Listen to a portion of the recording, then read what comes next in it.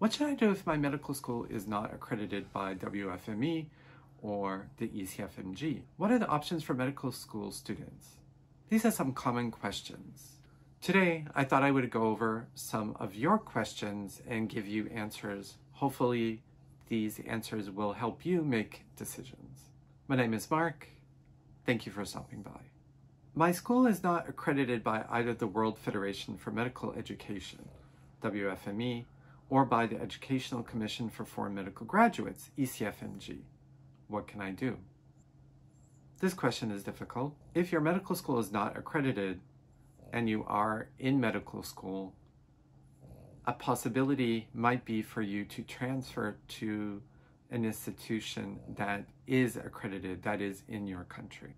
I know this is not ideal, but if you are looking to practice medicine in the United States or Canada or Australia, you would need to be in an accredited school. You can see if your school will apply for accreditation. Just note that the accreditation process does take time. You cannot apply for ECFMG certification if your school is currently undergoing a process.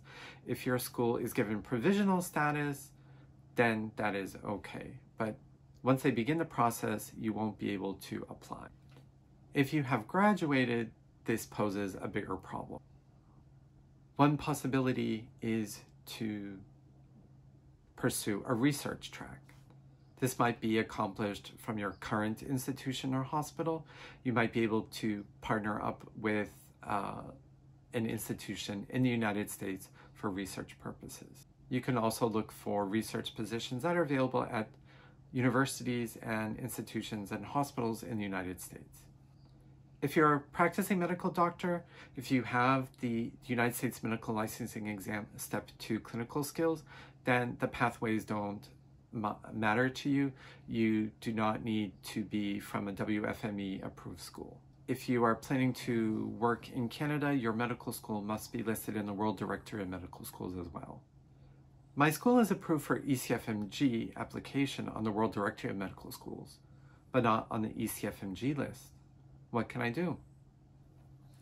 It depends if you are in medical school or have already graduated. If you are in medical school, you should apply for ECFMG when possible. You cannot take your USMLE exams, which are Step 1 and Step 2 CK, clinical knowledge, until after you've had around 2 years of medical education. As long as a process is started, you will be allowed to register and be certified. If you've completed medical school and are already practicing, you can apply for ECFMG certification now, and then you can pursue a pathway. I am a citizen of this country, but I'm studying in this country. Does that matter? No, it does not matter. The country where the school matters is important. Even within the country, the medical school might be the important part.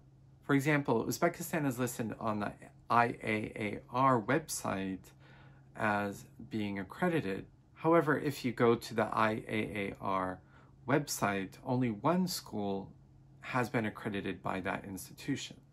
It's also important to check the institution website. I'm starting medical school in 2023. Can I apply for ECFMG? You can begin the process for certification. Your application must be submitted before 2024. This means filling out and completing the Form 186. With the Form 186, you will also need to have your medical school certify it and notarize it. Can I complete pathways in my country? Can I complete Pathway 6 in my country? You can complete the pathways in your country. Pathway 6 is a mini clinical examination. It can be done in your home country. It can be done in your native language. However, the documentation, the evaluation needs to be in English. If you are working in the United States and you are asking someone to do the mini CEX evaluation for you, then it shouldn't be a problem. It's also not a problem if you're in another country and you're going to perform the mini CEX in your native language. The key is that all the documentation will be in English. In terms of other pathways, the other pathways are for you to be a practicing doctor already, to have passed an OSCE type exam for certification or licensing. So those are already going to be available in your country. What are options for medical graduates from countries that are not accredited? As mentioned, there are not many options left. You can check and see if your country's accreditation association will apply for WFME approval. The process can take time and it is expensive. The process costs around $62,000 US for the certification process. It is all about if the accreditation agency in your country feels that it's worth it for their graduates to pursue this. Again, you can check for a research position. You can also perhaps try to look for non-ECFMG, non-ERAS residencies in the United States. Those are very difficult to come by. There are not many programs that offer that. You could also look for a medical-based job that does not require ECFMG certification in biochemistry, biology, or other sciences. If your medical school is listed in the World Directory of Medical Schools, you can apply for positions in Canada. If you're interested in working in Australia or New Zealand, the Australian Medical Council does use the ECFMG to verify international medical graduates' credentials, so the same rules will apply. You will have to go through ECFMG certification to work in Australia and New Zealand. If you're interested in working in the United Kingdom, the General Medical Council has requirements for international medical graduates. If you're interested in any of these programs for Canada, Australia, New Zealand, or the UK, please let me know in the comments below. What are some countries or areas not represented? If you look at the WFME overall, there are some areas that are not represented. Take a look at Africa. Some countries in Arab-speaking Africa are covered, but the majority of countries in Africa, including South Africa, Nigeria, Ghana, Kenya, and Senegal, are not covered at the moment by the WFME. For example, Senegal has 3 schools listed on the World Directory of Medical Schools, 2 of which have ECFMG and Canada sponsor tabs. Nigeria has the most with 44 medical schools. I did not check to see if any were ECFMG sponsored. I'm not sure why this is. It could be a lack of standards practices. As stated earlier, accreditation costs money, about $62,000 US, plus other expenses are required for the application process. If a country's accreditation organization or medical school feels that it's beneficial, then they can go through the process. If there's no benefit to their medical students, then the process is not necessary. What about India, Pakistan, and Nepal? Well, there is some great news. Both India and Pakistan are listed on the WFME's website as having applied for accreditation. The National Medical Council, the NMC in India, and Pakistan Medical Commission, PMC, are both listed as of September 2022 as having applied for accreditation. This is great news for medical graduates in Pakistan and India. At this time, Nepal is not listed. I'm not sure what the situation is. What about virtual medical school? I am not sure about virtual medical school. It really depends on your medical school and the country's accreditation. If you're required to take online or virtual classes, then the school should award you the appropriate medical degree. Some clarification about the rule for 2024. I'm quoting from the ECFMG website. In 2024, individuals will be eligible to apply for ECFMG certification and take the required examinations if at the time of application the medical school is accredited, including provisional or conditional accreditation by an accrediting agency recognized by WFME.